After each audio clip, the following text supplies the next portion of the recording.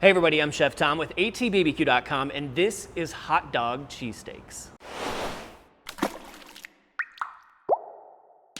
Let's just get this out of the way. I'm about to break all of the rules of cheesesteak. We're not using steak, we're using hot dogs. We're gonna put American cheese on it, not Cheese Whiz or provolone. We're not gonna use a hoagie bun, we're gonna use a brioche bun. So get mad now, get over it later. The onions are gonna take the longest time to cook, so we're gonna get started with those. I'm gonna cut off both ends and then we'll slice them from pole to pole. So we're not going super thin with these, kind of a medium slice here. But these things melt down quite a bit, so for a half dozen hot dogs, we're gonna need a couple onions. Today we're cooking on the Yoder Smoker's YS640S pellet grill. It's running hickory pellets at 450 degrees, and we're gonna be cooking on the griddle. I'm gonna hit the griddle with some of our spray duck fat, and we'll get our onions down. And we are gonna season these, but I will warn you, don't go heavy on the seasoning, because hot dogs are salty and cheese is salty, so you don't need to add a lot of salt. In fact, I'd recommend using a rub that doesn't have a ton of salt in it. So that's why we're using the Cattleman's Grill Trail Dust. Salt content's not super high, and we're just gonna go light. This will just add flavor more so than salt.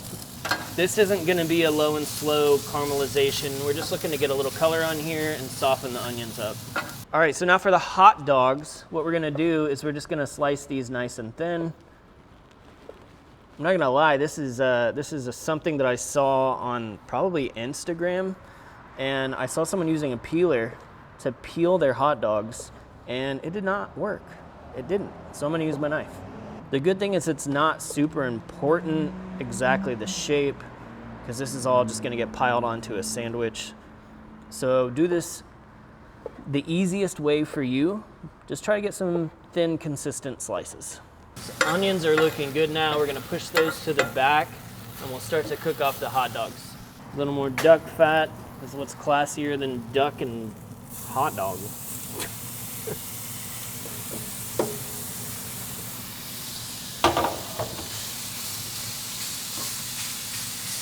We're just looking to get a good sear on these and warm them up.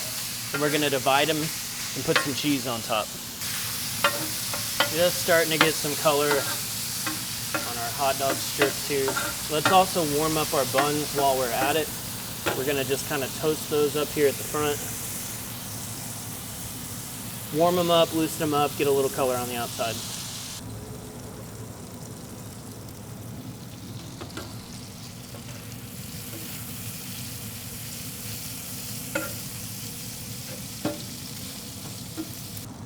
Buns are looking good now.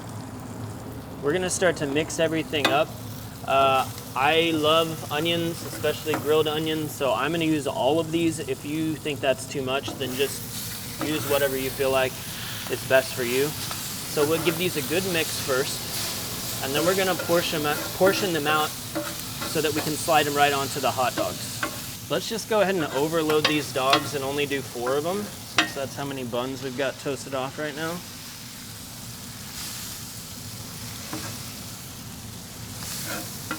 Get that divided up, kind of shaped into your hot dog bun shape, and then we're gonna start throwing cheese on top. Good old American cheese right here. Super melty.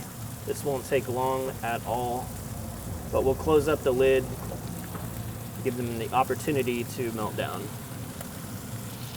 So that only took about a minute. We're gonna slide that off the griddle and right onto the bun. All right, let's top it all off with a little bit of hot sauce, because you know me, I like my hot sauce. Get a bite.